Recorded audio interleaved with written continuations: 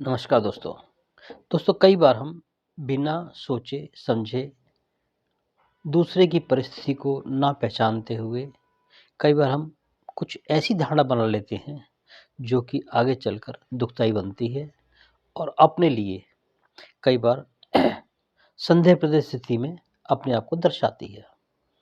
दोस्तों, आज मैं आपको एक किस्सा कैसे सुना रहा हूँ। एक बार एक हॉस्पिटल के अंदर एक घायल सड़क दुर्घटना में 2 लड़कों को लाया गया और दोनों की हालत बड़ी गंभीर थी। उनको पीछे से ट्रक ने टक्कर मारी थी और दोनों के दोनों अचेत अवस्था में वहाँ पड़े हुए थे। कुछ राहगीरों ने उनको हॉस्पिटल में एडमिट करा दिया और जब एडमिट करा दिया तो वहाँ पर जब तक डॉक्टर नहीं आया तब तक इलाज कैसे हो जाए। दोनों के बच्चों को उनके घर इत्तला कर दी गई, इन्फॉर्म कर दिया गया। तो लड़के के पिता अपने बच्चे को देखने के लिए हॉस्पिटल आए और देखा कि बच्चा अचेत अवस्था में पड़ा हुआ है। वो बार बार कहता कि डॉक्टर कब आएंगे, डॉक्टर कब आएंगे। डॉक्टर आए और हर बार नर्स कह देती कि डॉक्टर को कॉल किया है, डॉक्टर आने वाले हैं, डॉक्टर आने वाले हैं। आधा घंटा इंतजार करने के बाद डॉक्टर आए। डॉक्टर को आते देख लड़के के पिता ने कहा, आपको अपने काम के प्रति जरा भी परवाह नहीं है, इतने लापरवाह हो। मेरा बच्चा बीमार है, उसका एक्सीडेंट हो गया है। अगर आपका बच्चा इस जगह होता तो अब क्या इतना देर लगाते। डॉक्टर खामोश रहा और वो तुरंत अपने ड्रेसिंग रूम में गया, कपड़े चेंज किए और उस बच्चे का सफल ऑपरेशन करने में उसको 3 घंटे लग गए।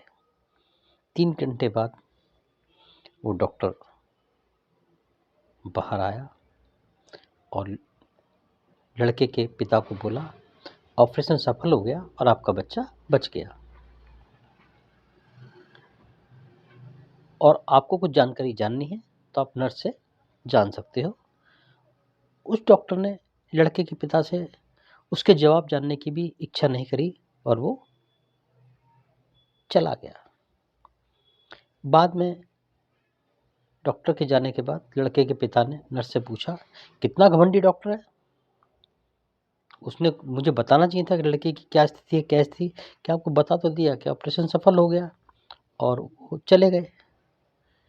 कि ऐसे डॉक्टरों को तुमने हॉस्पिटल में रखा है, ये तो प्राइवेट हॉस्पिटल है। उन्होंने कहा, शांत रहिए, खामोश रहिए। हमने उनको कॉल पे बुलाया था। उनके लड़के की कल उसी दुर्घटना में, जिस दुर्घटना में आपका बच्चा है, उसी दुर्घटना में उनका बच्चा मारे गए हैं, एक्सपायर हो गए। वो उनको अंतिम संस्कार करने के लिए गए हुए थे। हमने कॉल किया तो वो आए और आपके बच्चे का इलाज करा के वो वापस चले गए हैं अपने बच्चे के अंतिम क्रिया में शामिल होने के लिए। नर्स की बात सुनकर पिता एकदम से चुप हो गए। उनको शब्द में, मुंह में कोई शब्द नहीं रहा कि कुछ कह पाते। दोस्तों, कई बार ऐसा ही हमारे साथ होता है कि हम बिना किसी कुछ को जाने समझे कोई बात तपाक से कह देते हैं जो किसी को बुरी भी लग सकती है, किसी को मन को छू भी सकती है और मन से उतर भी सकती है। दोस्तों, जब तक आप कितनी भी परेशानी में हो, जब तक सामने वाले की बात ना समझ लो, आपको कोई प्रतिक्रिया जाहिर नहीं करनी चाहिए। अगर आज जाहिर कर देते हो और वो आदमी खराब परिस्थिति में होता है तो आपके द्वारा कहे गए शब्द उसके कान में हमेशा हमेशा के लिए बोलते रहेंगे, चिल्लाते रहेंगे और सोचते रहेंगे। दोस्तों, जब भी बोलो सोच समझ के बोलो, सामने वाले की स्थिति परिस्थिति और मौके के हिसाब से बोलो। धन्यवाद।